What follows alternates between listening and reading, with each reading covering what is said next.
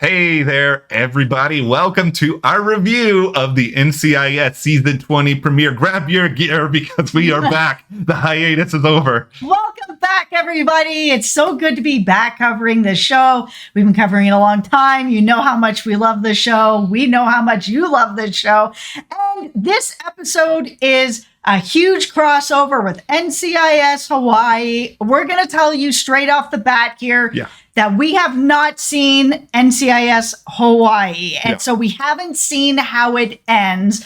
We are going to talk a little bit about the episode, of course, but we're also going to talk a little bit about crossovers. Do we like them? Do we not like them? How many of you out there watch NCIS but not Hawaii, or Hawaii and not NCIS? Like, let me know in the comments, because that is definitely something we're going to be talking about here, of the you must watch one to get the answers of the last episode. It's kind of like, I don't know, man. Well, yeah, as we get into all of this, be sure to hit that subscribe button, because, we will be here talking about all of the future non-crossover episodes of the NCIS. Hopefully we got a lot of fun character-specific stuff coming this season. We don't want you guys to miss any of that. Absolutely. And also be sure to follow us over on our Instagram account, Matt and Jess TV. We have a lot of fun pictures over there of all our pets and all the fun stuff that we've got coming up this autumn. There's going to be all kinds of cool stuff there.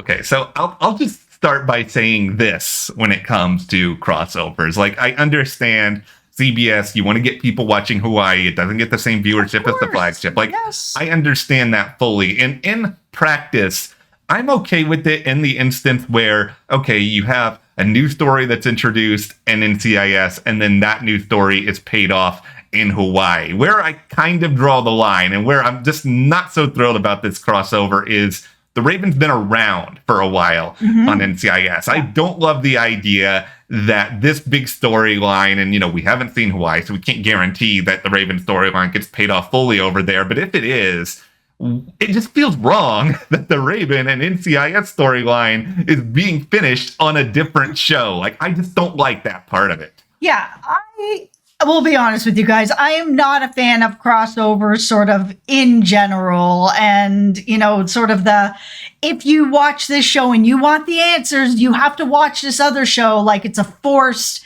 thing. Like, I've known that NCIS Hawaii's been, out a little while now. Yeah. I haven't had a chance to watch it yet. I haven't had as much interest in watching it, and I don't want to be forced to watch it. I've heard it's quite good.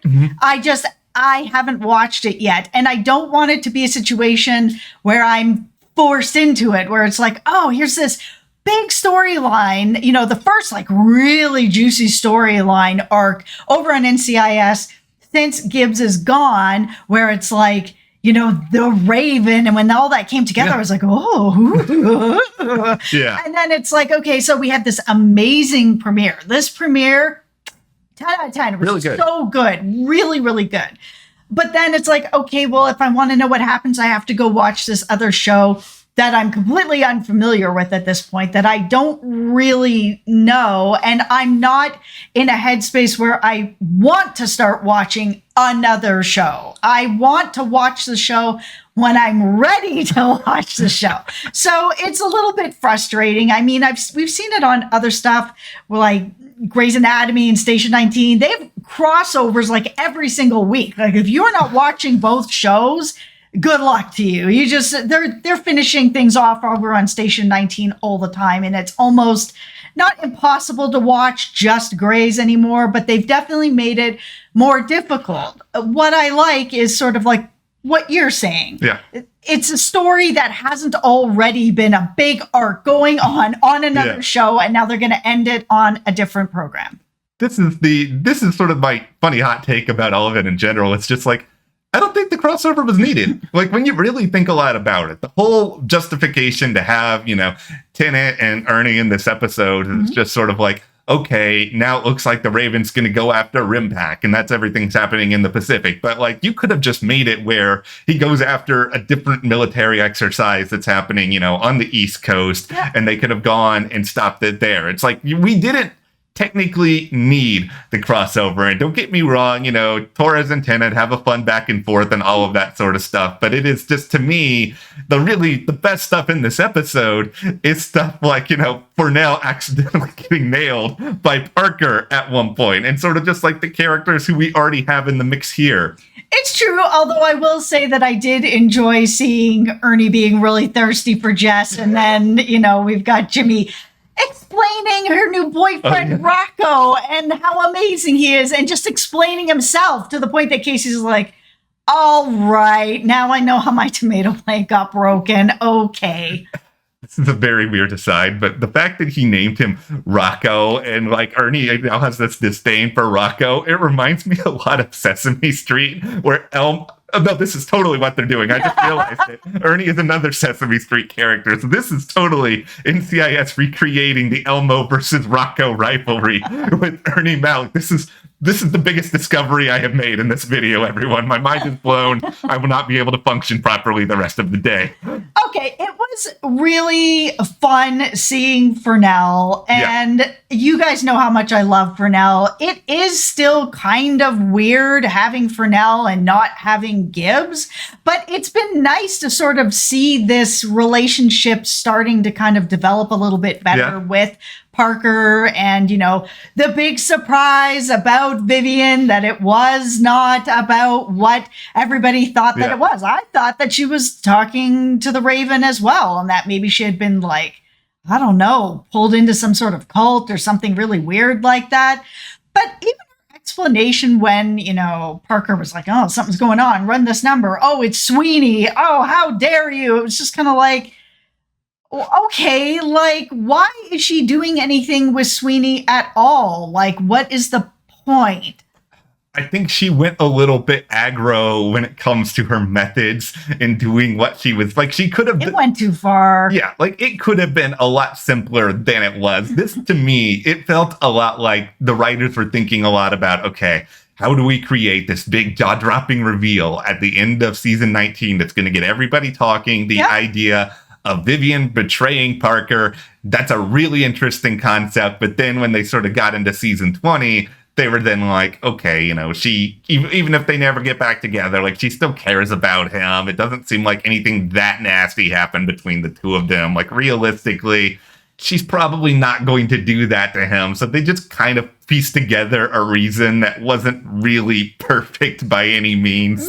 No, and then she was like, so insulted that, you know, Parker could possibly think that she would, you know, be working with the Raven. It's kind of like, well, you were kind of not working with, but, you know, kind of stringing along Sweeney in a way that could have blown up all over Parker if it wasn't like executed and everything went exactly to plan. Like, this could have actually really hurt him. He has a right to be pissed. Does have a right to be angry. Like, she was being shady. And when you're being shady, it's understandable you're going to be questioned on the other side of it. Like, you know, I want to see more Vivian, and I want to see her and Parker fleshed out. But yeah, the reasoning here didn't fully hold. But I am happy that we at least got to see the Raven in this episode. Yes. It's nice that they didn't, like, save that part of it for Hawaii, where we at least come out of this and we're like, okay, we know who he is. I wish we got to see a little bit more of him, like, masterminding things in prison, because, like, prison villains, for some reason, always really excite me. Yeah, no, I wish that we had seen a little bit more of that, too, because it sounds like he played a really, really long game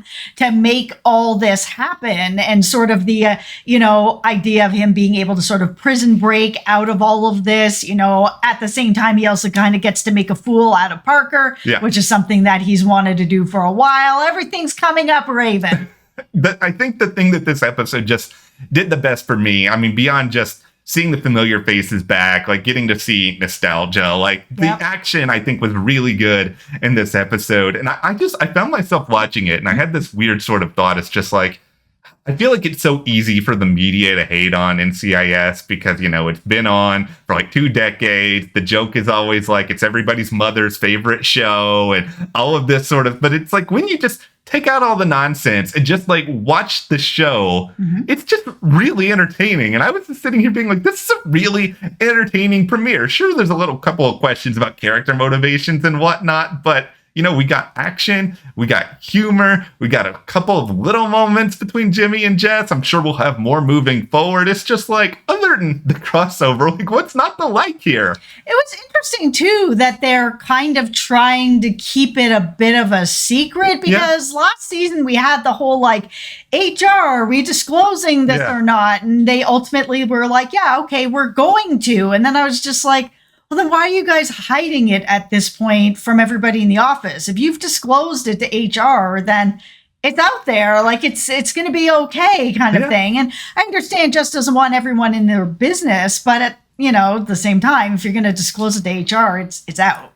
I think they just need to realize this. And I don't know if this is just Jess hasn't been there long enough, but she's been there long enough to realize this. Yeah. These people are nosy. They're going to nose around in your business, regardless of whether or not you tell them. And as a matter of fact, if you just tell them, they're probably going to be a little bit less nosy, because otherwise, every time you walk into work, this is going to be McGee at your desk. Hey there, Jess. How's it going? So I saw that Jimmy wasn't around last night. I what were know. you, like, that is going to happen as long as this continues. Okay, let's talk about the credits. So here we are. We have brand new credits, and Gibbs is no longer in them. Now, listen, I think we all knew that this was going to be coming. He's not, that we know of, going to be in this season. They've said that it's not completely off the table forever. We know that he's out there. He could come back at some point. Yeah. If, for maybe a guest arc, whatever it is.